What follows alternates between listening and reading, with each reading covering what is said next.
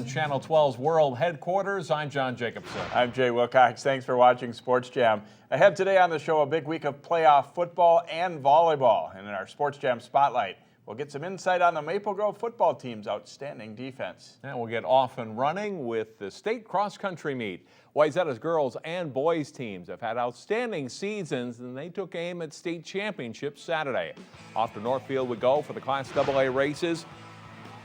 And it's Bethany Haas of Alexandria winning the girls' race. Her twin sister Megan is second, but then here comes Wayzata. Freshman Annika Lerdahl takes 8th place, is followed by Annika Halverson in 11th and Anna French in 14th place. All 7 Wayzata runners place in the top 20. The Trojans win the team title. Boys race now. It's Afsa Ali of Richfield and Wayzata's Connor Olson. Ali pulls away toward the end and wins in a time of 15 minutes, 15.2 seconds. Olson 2.2 seconds behind. Wayzata's Ian Eklund and Jarrett Carpenter finished 10th and 11th. Maple Grove's Mitchell Dickerson fades a little at the end, but still gets 15th place. The Wayzata boys win the team title as they beat Lake Conference and Section 6 rival Edina by 13 points.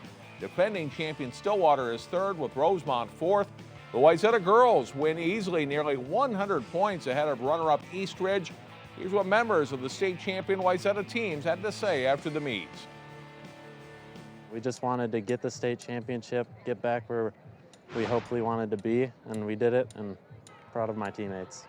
We actually did not expect to be running as a pack at all. We were hoping that we would find each other, and once we did find each other, it was about at the mile mark. I think we all came together and we all started talking, kind of encouraging each other, which is just fantastic. I'm so happy that we all found each other, because when we do run as a pack, it's so encouraging.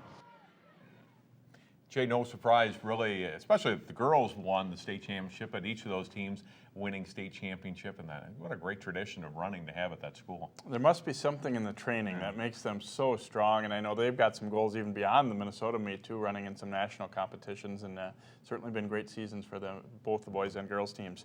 Now to volleyball, where a handful of local teams advanced to section championship matches. That includes the top 2 seeds in Section 5 3A, Osseo and Champlain Park. One of Champlain Park's stars, Maria Sampson, out with a knee injury suffered in the semifinals. The Rebels still start strong. Sydney Hilly with a rocket for the kill here as Champlain Park grabs an early lead. But Osseo takes over at the end of set 1. Megan Pekarik sets to Shia Sanders for the kill, and Osseo takes it 25-16. Bill Kwan's team is solid all night. They transition quickly here, and Christina Bowe gets the kill off the Rebels' blockers. The Orioles win the second set 25-21.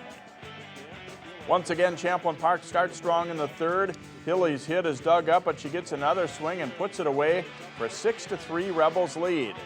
But Osseo again takes over late. Hannah Pekarik delivers an ace serve to make it 21-16. The Orioles serve tough all night. And on the final point, the Rebels can't control the hit by Jackie Jones. The Osseo student section rushes the court as the Orioles get the sweep to take the Section 5 title. We'll hear from them coming up later in the show. Now, Osseo is the 2nd seed in Class 3A. The Orioles' quarterfinal match is against Rochester Mayo at 11 o'clock Thursday morning at the Excel Center. Wayzata's volleyball team dominated top seed Minnetonka in the Section 6 3A semis, and the Trojans carried a 7-match winning streak into the 6 3A final against Eden Prairie. First set, Wayzata's Mariah Halverson gets the Trojans an early lead with an ace. Wayzata leads it 5-4. But Eden Prairie comes back. A nice dig by Lauren Madison, a set by Elizabeth Moore, and then Abby Erkey cuts the ball across for a kill. The Eagles win it 25-18. Second set, a good rally here. The Trojans handle the first attack from Ashley Brueggemann, but the big sophomore gets another swing at it, and she delivers on set point. Eden Prairie takes it 25-21.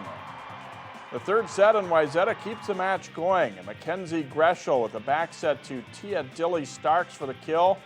The Trojans lead it 14-7. Later, Greshel sets it high to Kate Berg, and she'll attack for a point. Wayzata pulls it out 28-26. The fourth set is just as close. Wayzata down 26-25 and looking to tie, but their hit will land out. This is match point as Eden Prairie wins 27-25 to take the match in 4 and advance to this week's state tournament. Park Center plays in a Class 3A conference, but for the playoffs, the Pirates compete in Class 2A. After rallying from down 2 sets to beat Zimmerman in the 5AA semifinals, the Pirates set their sights on the section title facing Maple Lake in the final. First set, Pirates on your left. Bethany Lovehog has a big match in this one. She comes up with a block. Pirates win the first set 25-19. In the second set, the Irish serving. And the Pirates work the ball right side to Auburn Miller. Maple Lake can't close in the block. Pirates up 19-15. And then a short time later, it's Jessica Vielander pushing one deep and off the Irish back row player. Park Center wins again, 25-19. They're up 2-0. But Maple Lake dominates the third set. Jenny Pomagy setting it to Jillian Gels for the kill. Irish win big, 25-10. In the fourth set, Pomagy delivers the ball to Emily Webb in the middle for a kill. Maple Lake wins 25-22 and forces a fifth set. And it starts out great for the Pirates. Madeline Mitchell lands a ball just inside the back line for an ace. Park Center leads 6-0. They'd later go ahead 12-6. But the Irish are flawless late. Anna Treptow gets the kill for match point. The Irish score the final 9 points in the match to win it over Park Center. Heartbreak for the Pirates as Maple Lake advances to the state tournament for the third straight season and denying Jay what would have been the Pirates' first section title in the sport since 1981. Wow, the semis and the finals just back and forth. Exciting matches, real heart stoppers. Tough way to lose for Park Center, but certainly they took a big step forward as a program. They've just not been super strong in volleyball for the past several years, but that's definitely a big deal for them to even get that far. And Osseo's great season continues again this week in St. Paul starting Thursday morning. In Section 4A, Heritage Christian Academy reached the section final this year. The Eagles hosted New Life Academy in the semis. Set one is tight all the way. Bella Lean with the kill and the slide for Heritage. Abby Gorder answers right back for New Life. Heritage takes the set, though. Emily Hunt gets the kill off the block, and the Eagles win 25-23. In set two, New Life builds a lead, but Heritage comes back. Mary Cason's kill gets the rally going. And then the block by Lean ties it at 22, and the Eagles win the set 25-22. The third set is all Heritage. Great dig by Annika Van Oosbree sets up Emily Torvey for the kill. Heritage wins this one, but the Eagles lost the title match in 3 to Southwest Christian. Meanwhile, the state championship was on the line in Class A girls soccer, and it was a familiar matchup in the championship. Benilde St. Margaret's once again meeting Blake for the title. Less than 10 minutes to play in the second half. Alexa Tatarin for Benilde, drilling a shot under the crossbar for a 1-0 Red Knights lead. That's the final score. Benilde is the Class A state champ for a second consecutive year. I don't really know what happened on my goal. I was so tired in the game. It's just, I don't know. I thought I was lucky. She's a great ball striker. When you get her, and she has a really quick release, you get her in the open, faced up on the goal, and good things can happen. And she struck a beautiful ball, upper right-hand corner. It was just fantastic. It was a great goal. Congratulations to the Red Knights. Tutino Grace, Jay, won the third place game in Class A, beating Mankato West. Nice to end the season with a victory, even if it's the third place. Still to come here on Sports Jam, 4 good matchups in the football playoffs. That's coming up next.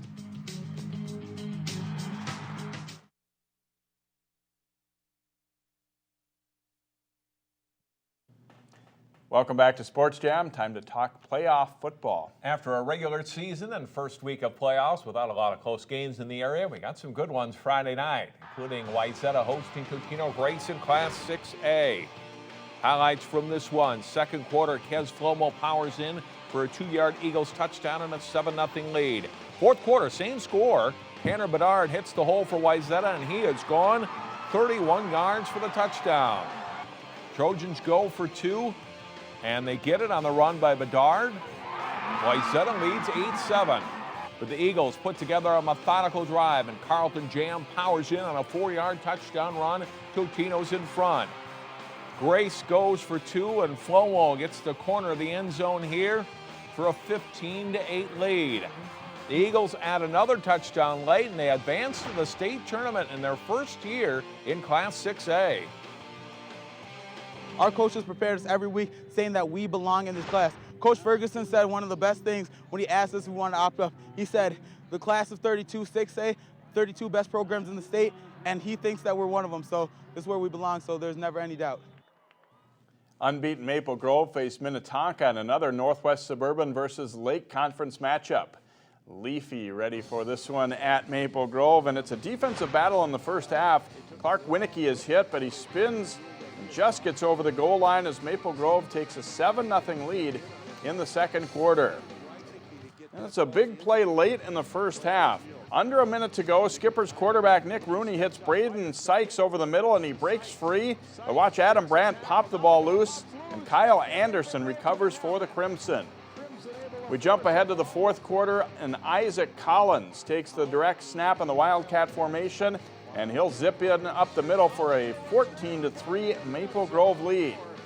Minnetonka isn't done though. Ian Cody plows in for a short touchdown midway through the fourth, and the Skippers are within 14-9. After a Maple Grove defensive stop at midfield, disaster strikes as Collins puts the ball off Winnicky's hip and it pops backward. Minnetonka recovers, giving them a last chance. But the Crimson defense comes through again. Peter Olson hits Rooney and the fourth down pass falls incomplete. Maple Grove hangs on to win it 14-9. Oh yeah, for sure. We've had the confidence all year that we've been there. Now it finally proves that we actually belong with them, so great win. It was 14-3, and I knew it was still going to be a dogfight because it's hard to get past that step. And so I'm proud of them. They stayed with each other even when it got a little bit tough and things were whining, but I think the kids are starting to believe, and you can see kind of the school's becoming a family, and so that's rewarding for me to see. So I'm very proud of them, and I'm glad they get to go to a third step right now. Maple Grove is the number 2 seed in Class 6A, and they'll face Roseville in the quarterfinals Thursday night at 8 o'clock at TCF Bank Stadium. Osseo squared off with a tough opponent too, and this was another thriller. The Orioles hosting Prior Lake in this one. Osseo strikes first. Jamin Hampton takes the handoff and sweeps in for a 9-yard touchdown. It's 7-0 Orioles after 1 quarter. And there's some hitting in this one too. Check out Andrew Lanners lighting up Alex Fine here. Fine doesn't stay down though. He comes in motion on this one and gets the handoff. A little holding maybe on the edge there, but it's not called, and Fine gets around the corner and races in for a 32-yard touchdown. And it's 7-7 at halftime. In the third quarter, the Lakers grab the lead as Fine gets the handoff on the reverse, and he goes in to make it 14-7 Prior Lake. With a minute left in the third, Prince Krua burrows in. A late push by his line helps to get him across the goal line, and it's 14 all through 3. Late in the game, and Matt Medke goes deep down the sideline for Josh Goldschmidt, who fights into Lakers territory on a 37-yard gain. And that helps to set up Elliott Kane for a 34-yard field goal try. He delivers with 2:13 left. It's 17-14 Orioles. Tyler Hansen of Prior Lake makes a bid to tie it with a 45-yard attempt, but it falls just short as Osseo celebrates a hard-fought 17-14 win. Yeah, we've been preparing all year, you know. It's our childhood dream, and we came through tonight. You know, we've been planning this the whole year. Finally tonight, we made it happen. And Osseo gets a rematch with Totino Grace. They beat the Eagles during the season. That's Friday night at 8 o'clock at the Metrodome. Last fall, Benilde St. Margaret's season ended with a 2-point loss to De La Salle in the Section 6 Class 4A semifinals. The Red Knights and Islanders met again Friday, this time with a spot in the state playoffs on the line. From Nicollet Island in Minneapolis, home of the aptly named Islanders. First quarter, the Red Knights quarterback Keaton Studsrud hit Callahan Commerce for a 23-yard gain to the De La Salle 2. Set up a short Commerce TD run and 7-7 after a quarter.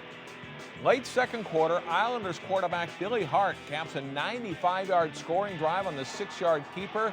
He gives De La Salle the lead 14-7.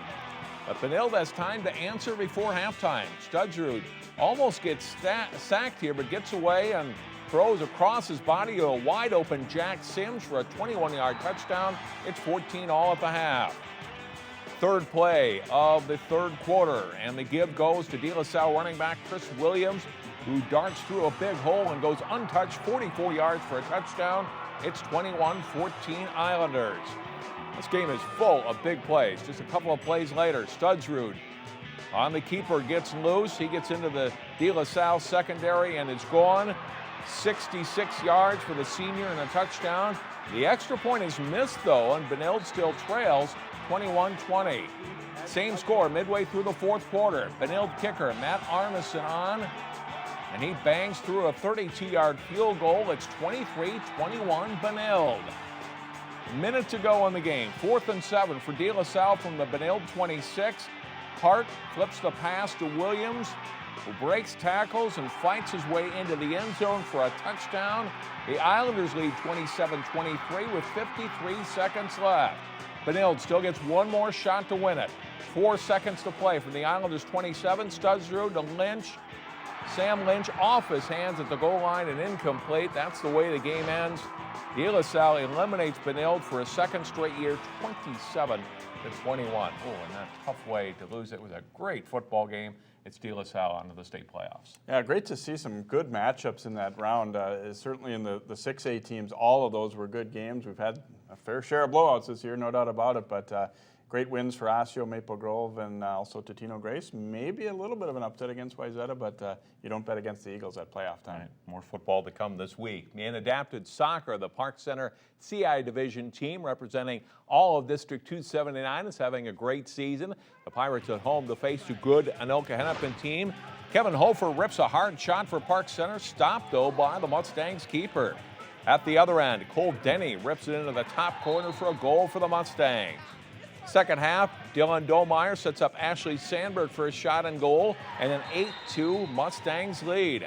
The Pirates do get a late goal. Jason Robbins scores on the rebound off the wall, but Anoka Hennepin wins the game 9-3.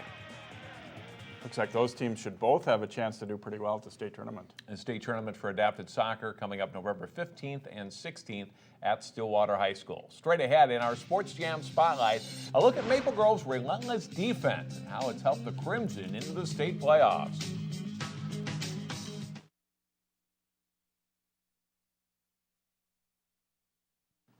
The Maple Grove football team is one of the last 8 standing in Class 6A. A big reason for the Crimson's success this season is its defense.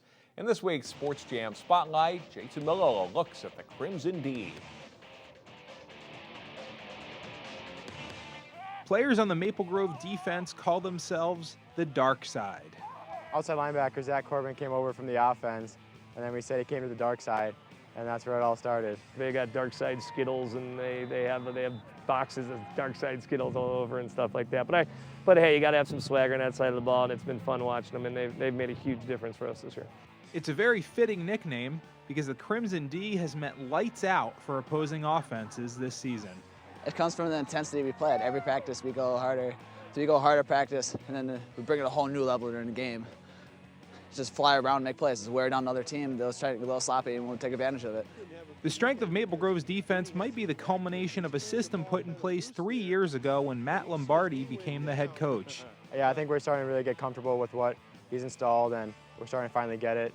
So now we're playing fast and playing hard, not really thinking about what we're supposed to do.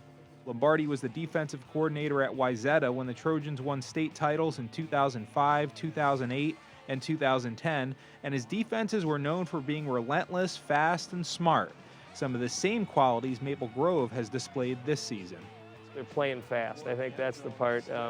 We were getting there, but now we're starting to play and create a lot of havoc and cause turnovers, and we're starting to believe we can score on D, and I think we're just creating an attitude that it's my passion of football, and you see those kids over there playing hard, and I just think if you're going to make it to the big time, you got to have a great defense. I mean, that's what Eden Prairie has proved year in and year out, and Wayzata's and Minneapolis and those schools. That all the great teams have great defenses, so we're hoping we can become that. We don't have that 6'4", 250-pound guy, so what we have over other teams is our speed on defense. You know, we work on that during the off season and stuff, explosiveness and speed and everything. And I think our defense is pretty fast, so we like to use that to our advantage and everything. So we just fly around there and make plays.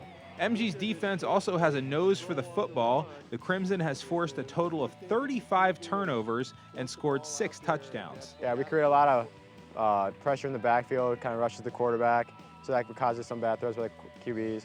And then we just make havoc in the backfield for the running backs that have nowhere to go, and then we just strip the ball out. No team makes it to the state tournament without solid play on both sides of the ball, and the Maple Grove defense perfectly complements the offense. Consistently getting stops and forcing turnovers allows the Crimson offense to get on the field and do their thing. Maple Grove is now 10-0 and gearing up for a state title run. The dark side will no doubt be ready for the bright lights of the state tournament. Jason Melillo, 12 Sports. In 6 of Maple Grove's 10 victories this season, the defense has given up 7 points or less. We're back in a minute as Jay talks volleyball with the Osseo Orioles.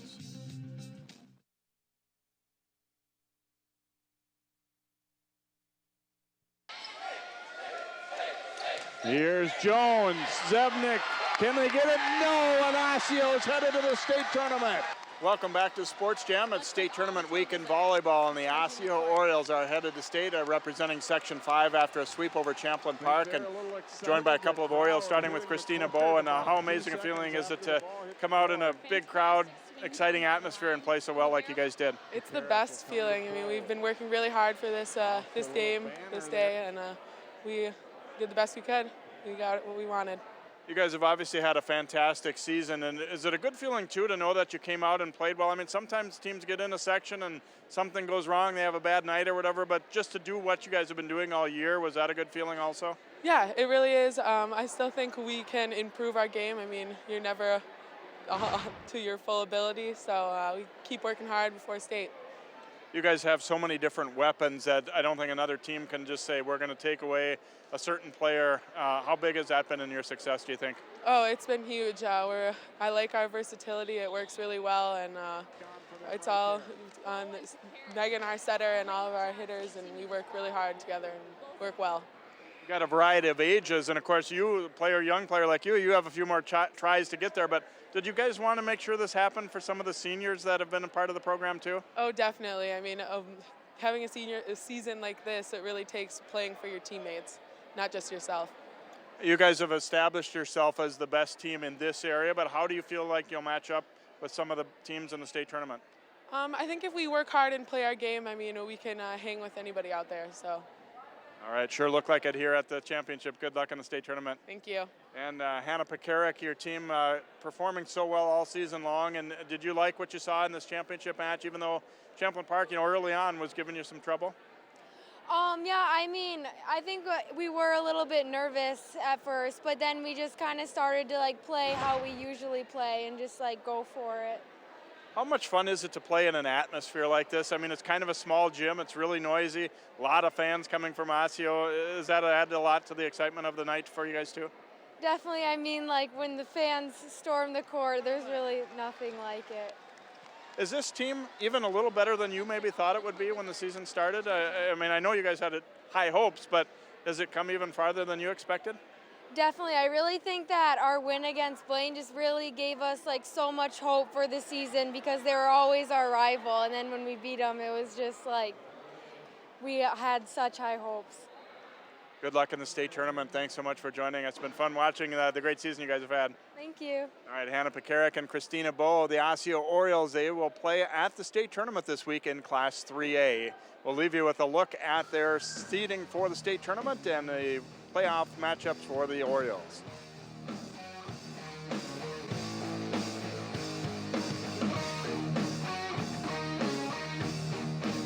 Follow 12 Sports replays and live events on Twitter, Facebook, and Livestream. Watch your favorite high school athletes performing live on your computer or mobile device. Link to us on 12.tv.